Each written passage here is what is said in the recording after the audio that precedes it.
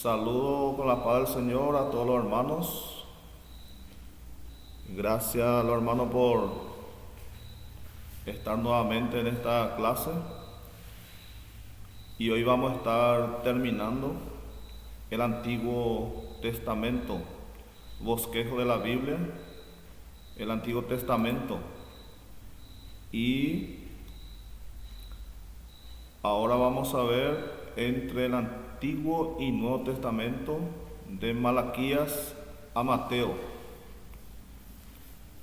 Año 300 a 30.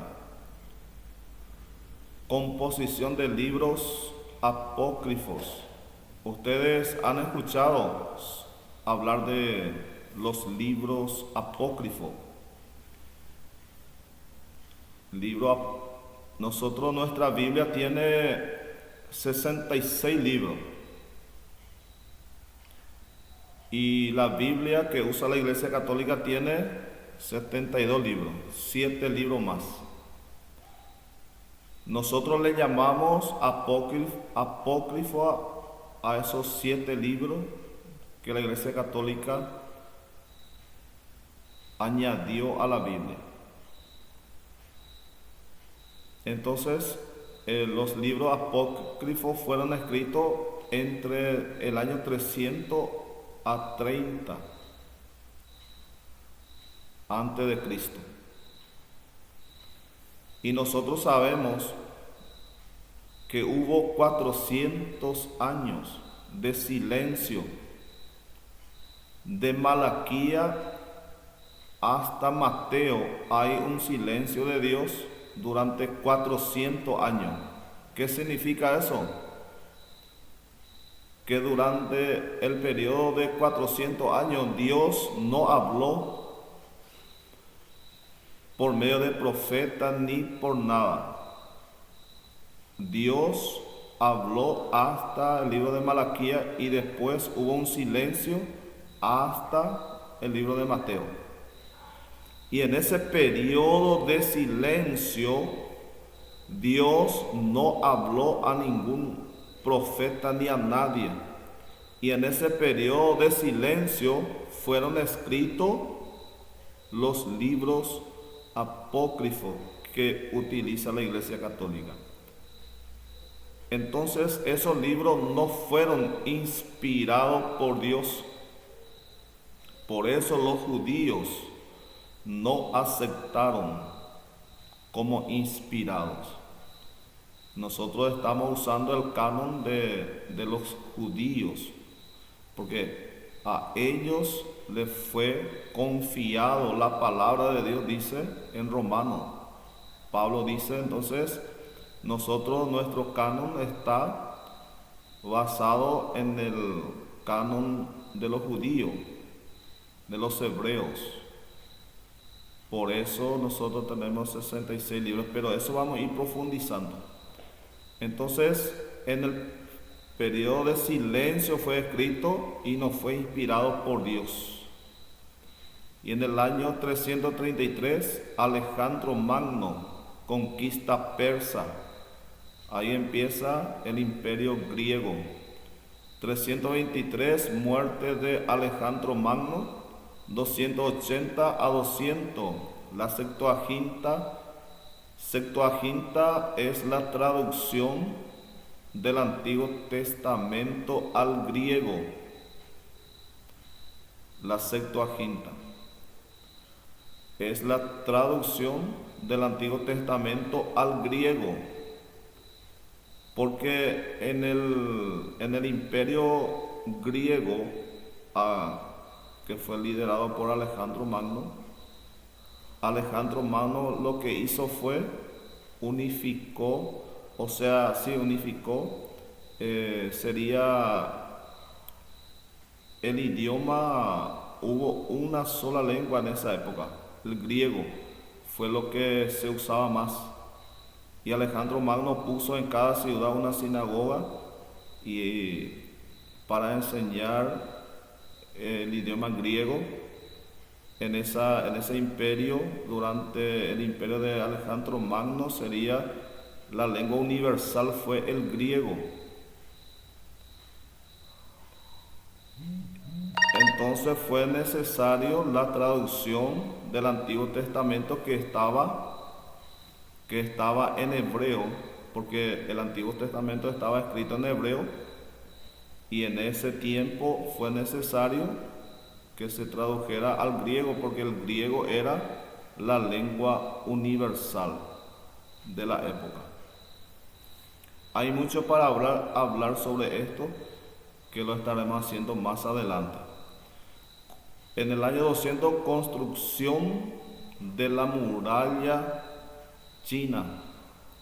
167, Antíoco profana el templo de Jerusalén al ofrecer carne de cerdo en el altar.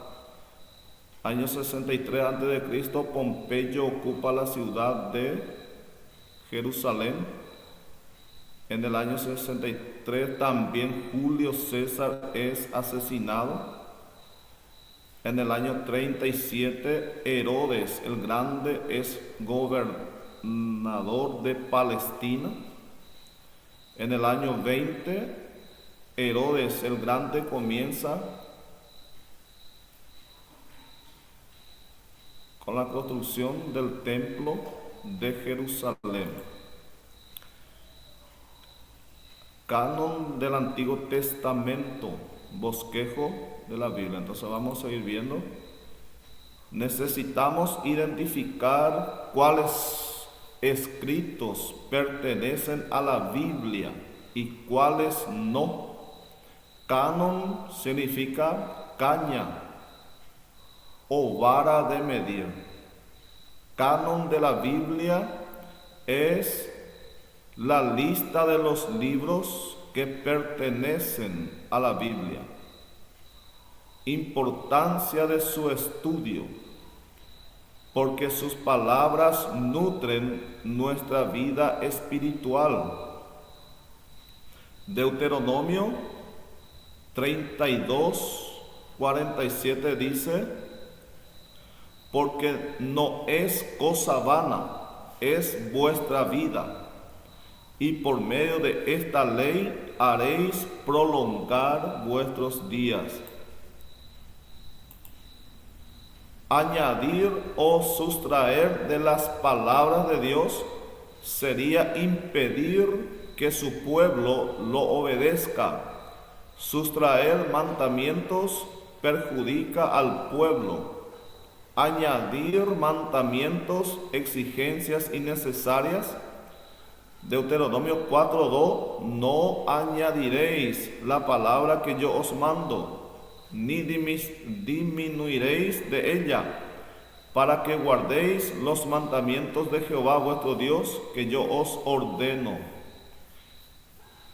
No podemos nosotros quitar de la palabra, ni tampoco añadir a la palabra. Esto es importante entender, porque hoy día hay una cosa que le voy a decir y vamos a ir aprendiendo. La revelación de Dios, ahora ya no existe revelación. Ahora le explico. Porque la revelación de Dios ya reveló todo lo que tiene que revelarnos en la Escritura. Tenemos la revelación completa de Dios, que es el antiguo pacto y el nuevo pacto. Y ahí estamos leyendo que ya nadie puede añadir ni quitar de la revelación de Dios. Tenemos la revelación completa. Y entonces, ¿qué es lo que sucede ahora entonces? ¿Y qué es la obra del Espíritu Santo entonces? Bueno, la obra del Espíritu Santo es: el Espíritu Santo ilumina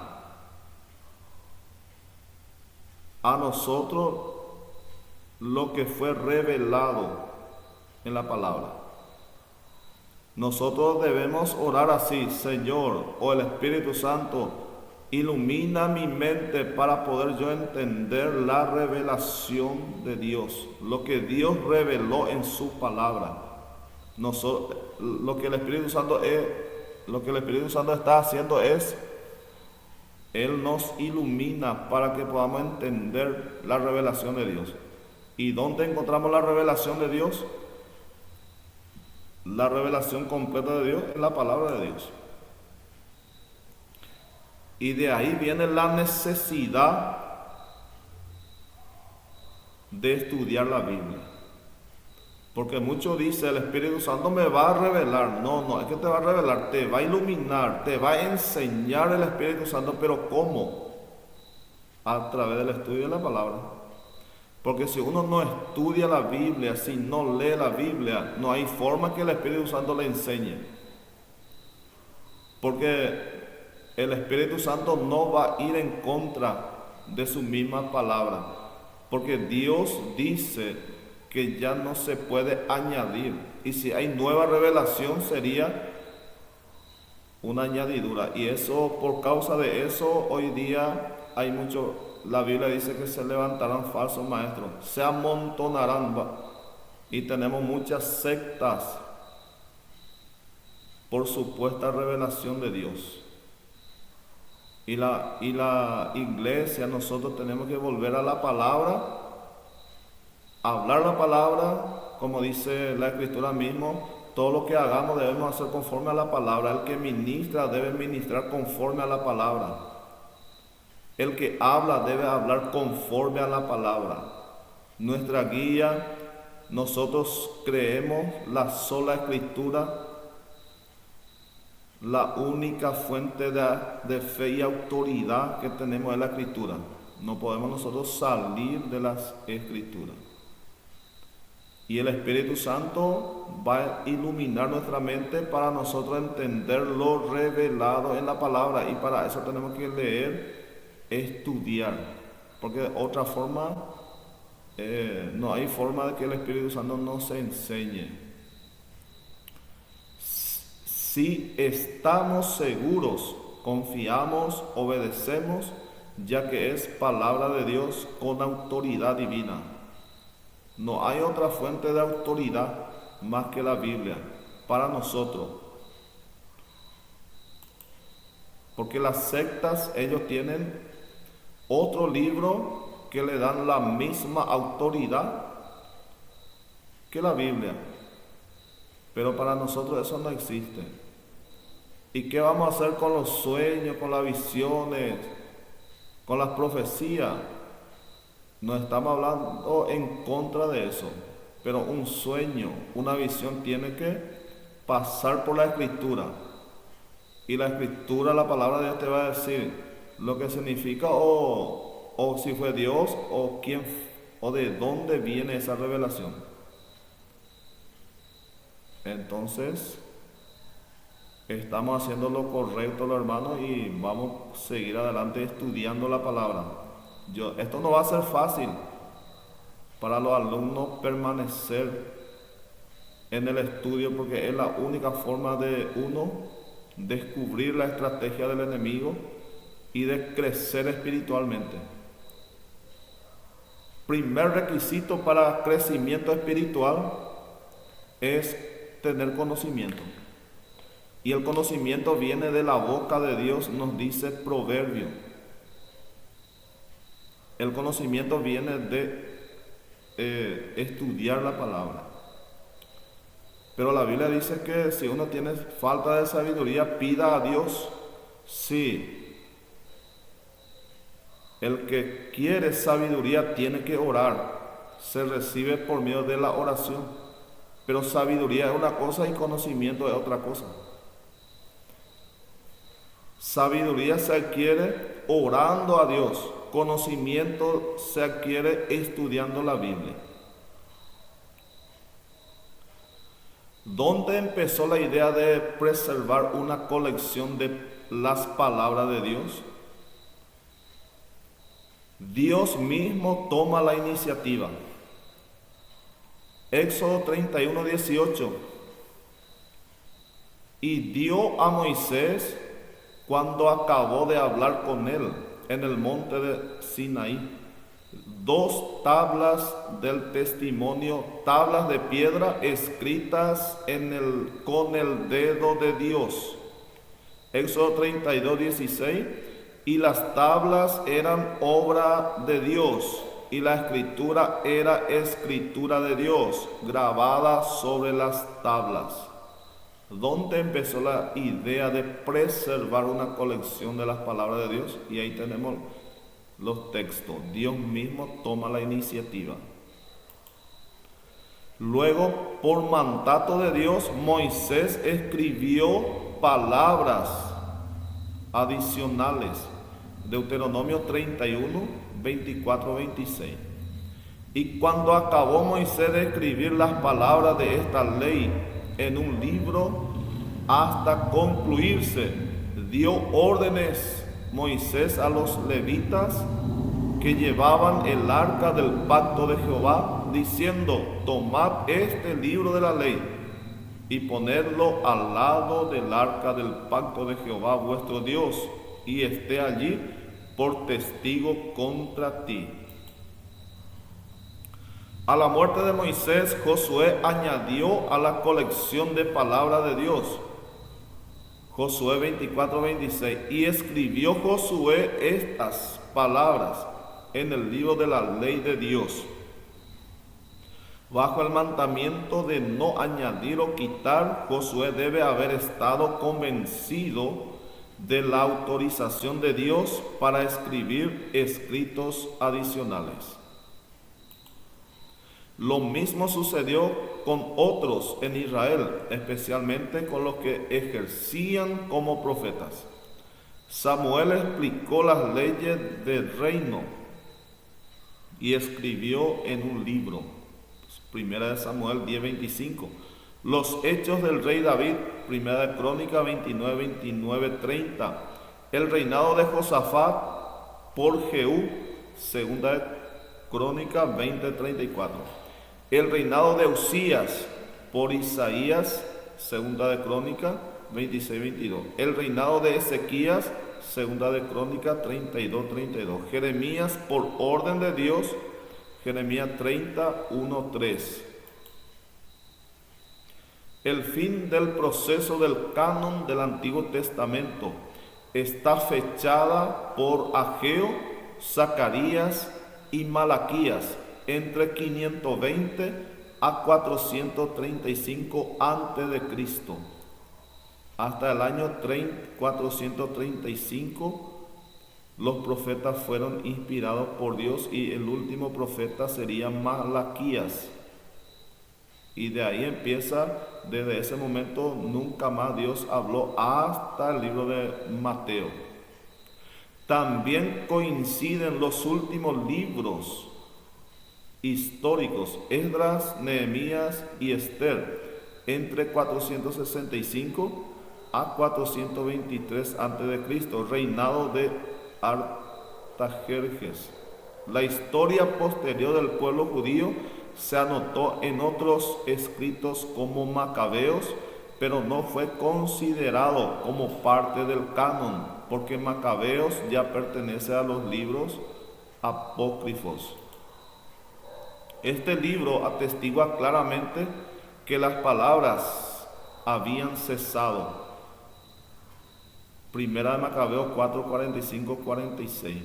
Y por fin se les ocurrió la buena idea de destruirlo, para que no fuera una continua acusación contra ellos, puesto que los paganos lo habían profanado. Así pues, demolieron el altar y colocaron las piedras en la colina del templo en lugar apropiado, hasta que viniera un profeta que les indicara lo que debían hacer con ellas.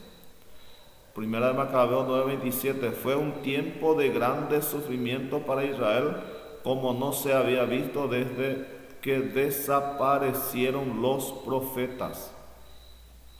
Ahí está confirmando que Dios está confirmando el periodo de silencio, que los profetas desaparecieron, los profetas de Dios.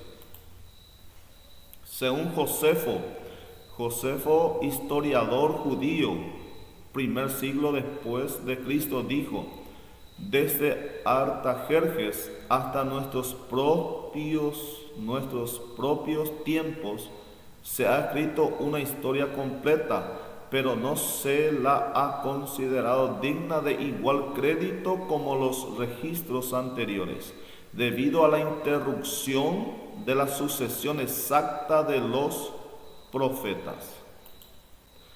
En el Nuevo Testamento no se registra ninguna disputa sobre la extensión del canon, pleno acuerdo entre Jesús, sus discípulos, los dirigentes judíos y el pueblo.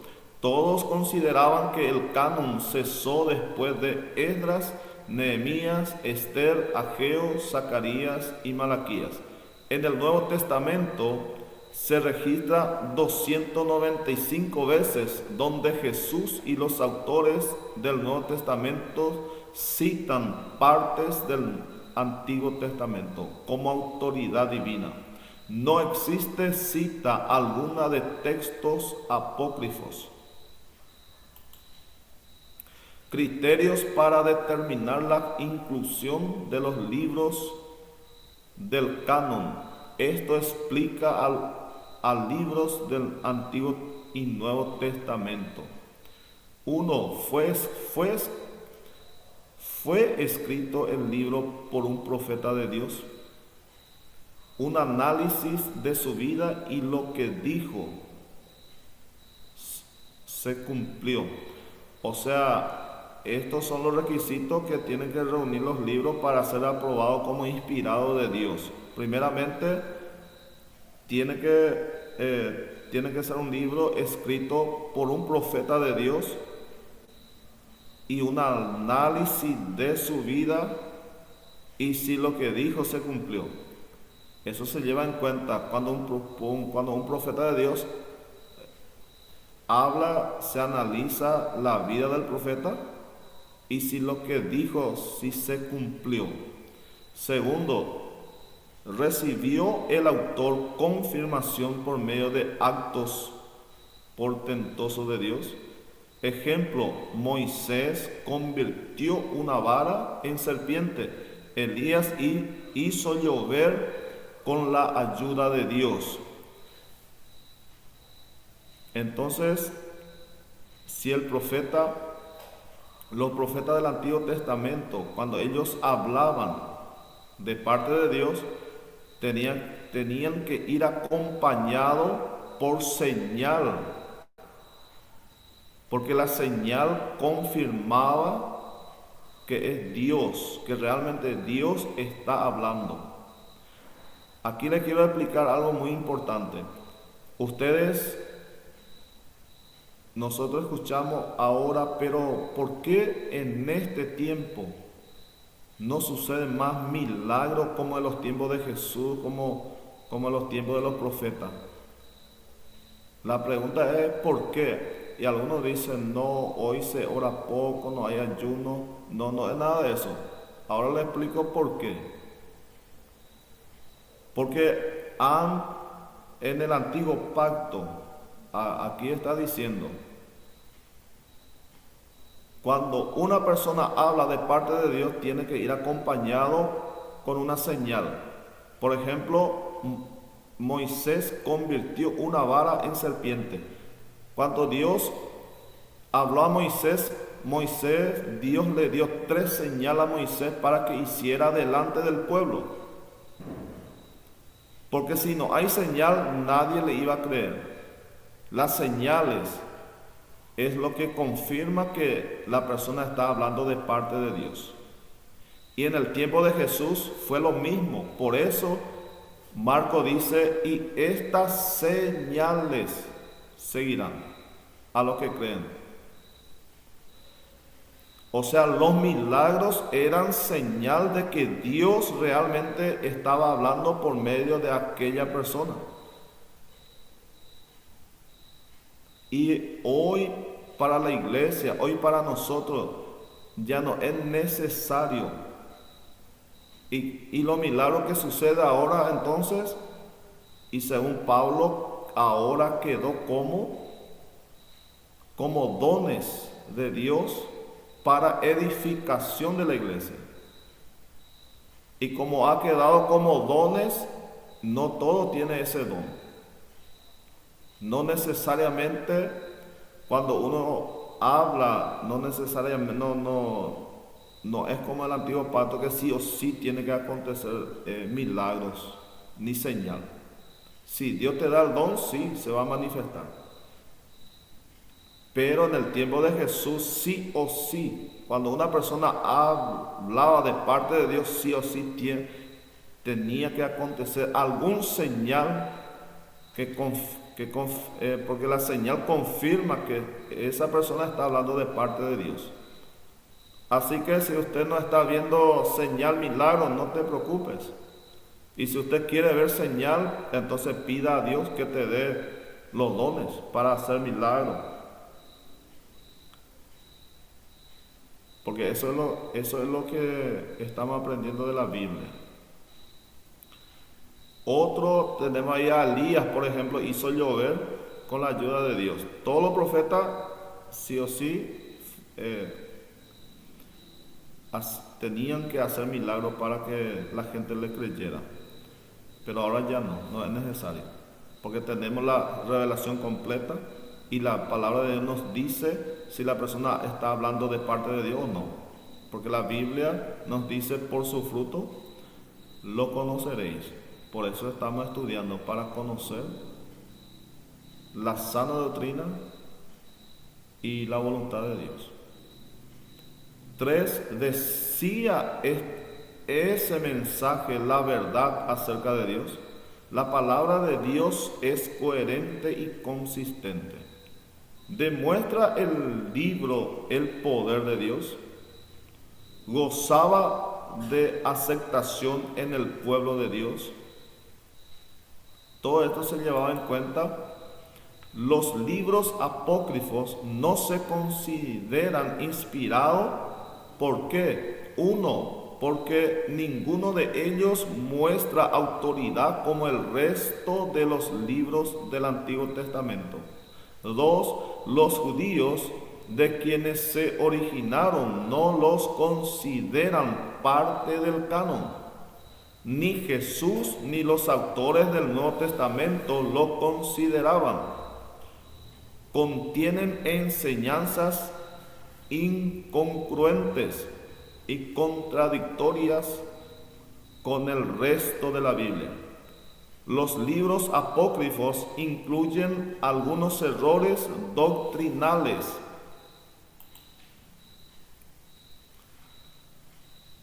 Ahí tenemos a John resume diciendo: no hay marcas en estos libros que atestiguen un origen divino.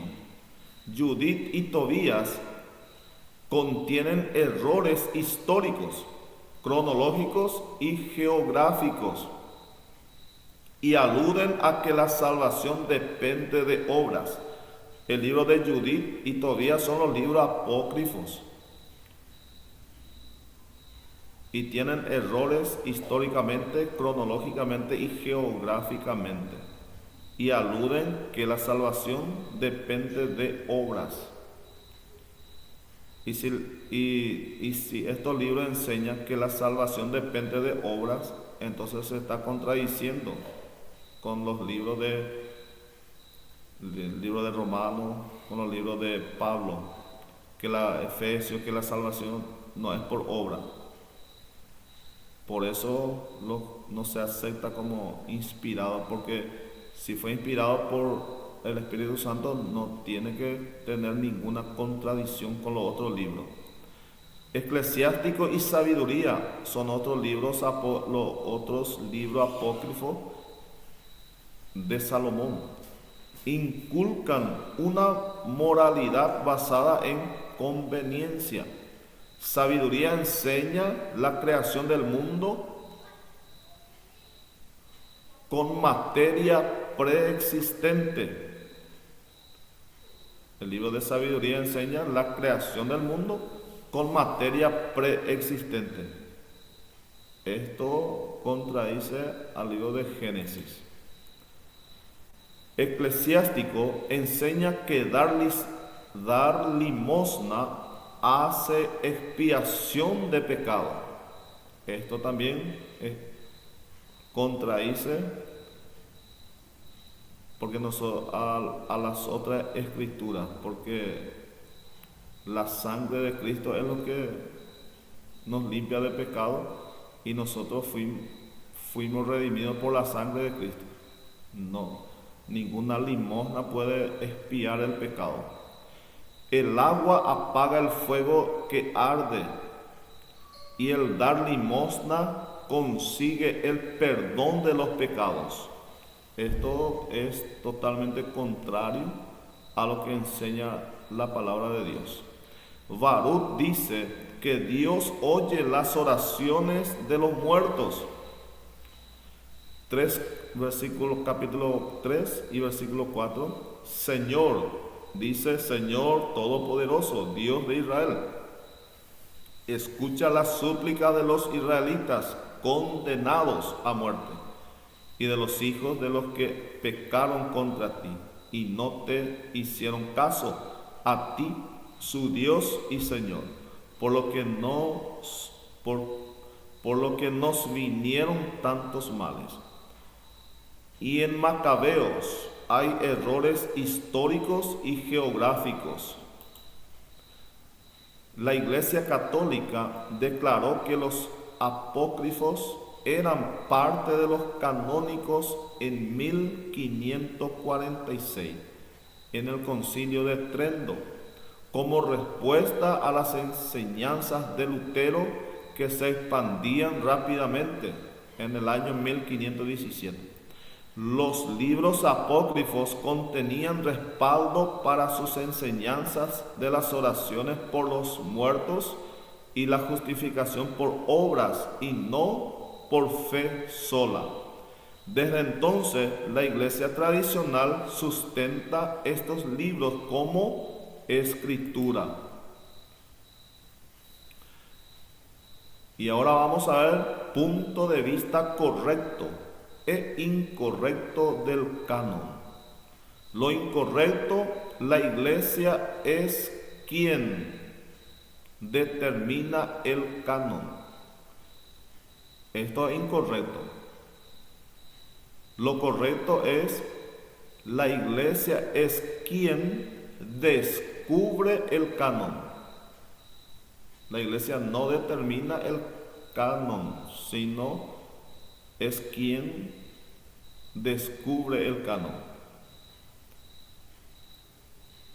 Es madre del canon. Lo incorrecto es que la Iglesia es madre del canon. Lo correcto es hija del canon. Lo incorrecto es magister del canon. Lo correcto es ministro del canon. Lo incorrecto, administra el canon. Lo correcto, quien reconoce el canon. Lo incorrecto es juez del canon. Lo correcto es testigo del canon. Lo incorrecto es maestra del canon. Lo correcto es sierva del canon. Fin del Antiguo Testamento. Hasta aquí llega el Antiguo Testamento, o sea, el bosquejo de la Biblia del Antiguo Testamento. Y hermanos, yo dividí mal esta materia, porque hasta aquí llega bosquejo de la Biblia del Antiguo Testamento, pero nos queda el Nuevo Testamento.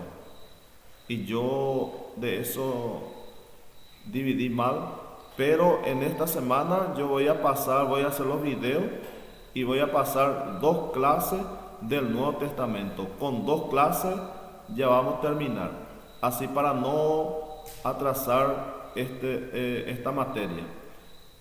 Y en esta semana yo voy a pasar también el examen y el próximo lunes para comenzar ya con la otra materia. Ahí vamos a estudiar de vuelta el Antiguo Testamento, pero ahí vamos a profundizar más. Libro por libro vamos a ir a profundizando más. El próximo lunes vamos a empezar y yo voy a enviar en el grupo o a los hermanos la siguiente materia y el examen de bosquejo de la Biblia y la siguiente materia, para que los hermanos puedan ir estudiando y puedan rendir, y el próximo lunes así para ya iniciar con la segunda materia, que es el Antiguo Testamento, y ahí vamos a ir a profundizando más.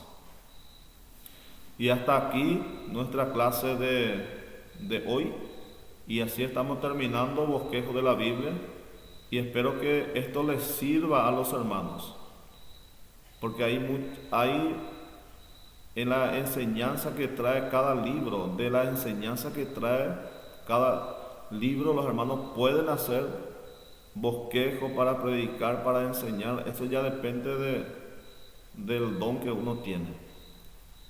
Bueno, hermanos, esta semana, como dije, estaré pasando 2 clases del Nuevo Testamento para terminar esta materia y también el examen. Y cualquier duda, ahí tenemos el grupo y ahí pueden preguntar o pueden escribirme en privado cualquier duda que haya para ir resolviendo. Entonces, Dios nos ayude a seguir, y voy a seguir orando por los hermanos para que Dios les dé fuerza y para que el Señor pueda bendecir su vida y también materialmente para avanzar hacia adelante. Bueno, los hermanos, muchas gracias por estar ahí y espero que esta materia sea de bendición para los hermanos y vamos a seguir aprendiendo. Padre del Señor para todos y muchas gracias por estar ahí. Amén.